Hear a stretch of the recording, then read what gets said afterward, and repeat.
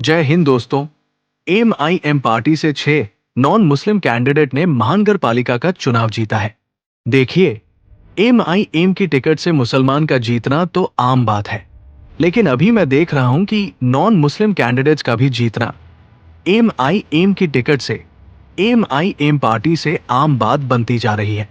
6 candidate कामयाब हुए हैं एमआईएम की टिकट से पूरे महानगर पालिका के चुनाव में। मैं आपको बताऊं तो 3 कैंडिडेट छत्रपति संभाजी नगर से थे, 2 नागपुर और 1 मुंबई। मैं आपको उनके नाम भी बता देता हूं। जो 3 कैंडिडेट एमआईएम की टिकट से महानगर पालिका का चुनाव जीत के आए हैं छत्रपति संभाजी नगर से, तो उनका नाम है वार्ड नंबर 9 से काका साहेब काकड़े। और जो बाकी के 2 उम्मीदवार हैं वो दोनों वार्ड नंबर 1 से जीते हैं और उनके नाम है अशोक हिराले और विजयश्री जाधव।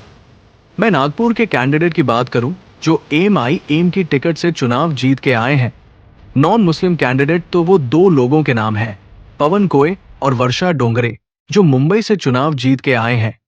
एमआईएम के कैंडिडेट नॉन मुस्लिम कैंडिडेट की मैं बात कर रहा हूं, उनका नाम है विजय उबाले और वो मुंबई के वार्ड नंबर 140 से चुनाव जीत के आए हैं। अगर मैं आपको टोटल काउंट आपको बताओ एमआईएम का कैसा परफॉर्मेंस रहा महानगर पालिका के चुनाव में, जो हाल ही में हुए 16 जनवरी 2026 को रिजल्ट थे, तो टोटल करीबन 125 सीट पर एमआईएम ने जीत दर्ज की। 125 कॉरपोरेटर चुन के आए महानगर पालिका के चुनाव में, जिसमें से 6 नॉन मुस्लिम थे। आप सब अपना ख्याल रखें, सभी को दुआओं में याद रखें। Thank you so much.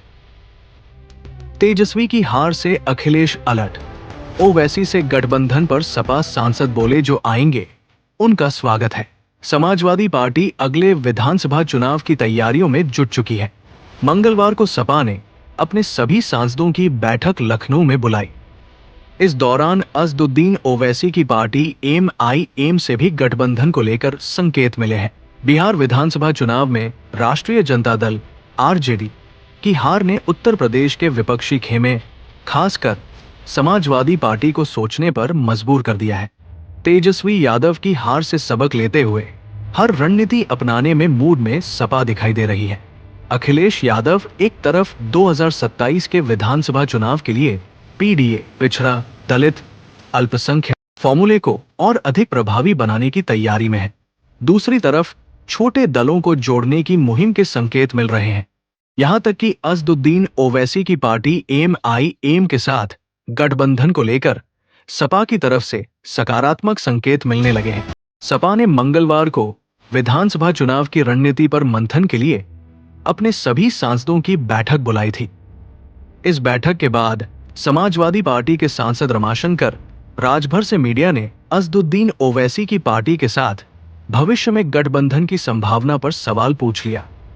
उन्होंने ओवैसी या उनकी पार्टी का नाम तो नहीं लिया, लेकिन स्पष्ट शब्दों में कहा कि भाजपा को हराने के लिए जो भी दल साथ आना चाहते हैं उनका स्वागत है। राजभर का ये बयान इसलिए महत्वपूर्ण है क्योंकि अब तक सपा ओवैसी की पार्टी को वोट कटवा कहकर उनसे दूरी बनाए रखती थी। राजभर का ओवैसी से किसी तरह के तालमेल करने से इनकार नहीं करने को सकारात्मक संकेत माना जा रहा है। राजनीतिक विशेषज्ञों का मानना है कि बिहार में तेजस्वी यादव की हार के पीछे वोटों का बिखराव एक बड़ी वजह रहा है। ओवैसी की पार्टी ने कई सीटों पर निर्णायक वोट हासिल किए, इससे महागठबंधन को नुकसान हुआ। अखिलेश यादव अब यूपी में ऐसी किसी भी स्थिति से बचना चाहते हैं। वे जानते हैं कि अगर मुस्लिम वोटों का बंटवारा हुआ तो इसका सीधा फायदा भाजपा को मिलेगा। राजभर के बयान के मायने। सपा सांसद के इस बयान के कई सियासी मायने निकाले जा रहे हैं। सपा अब छोटे दलों को साथ लेकर एक महागठबंधन बनाने की राह पर है ताकि भाजपा के खिलाफ एक मुश्त वोट पड़े।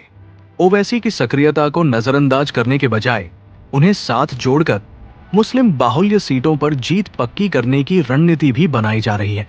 राजभर के जरिए पिछड़ों और ओवैसी के जरिए अल्पसंख्यकों को एक मंच पर लाने की कोशिश हो सकती है।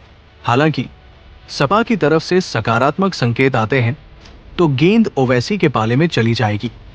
एआईएमआईएम लंबे समय से यूपी में अपनी जमीन तलाश रही है। और सपा पर निशाना साधती रही है।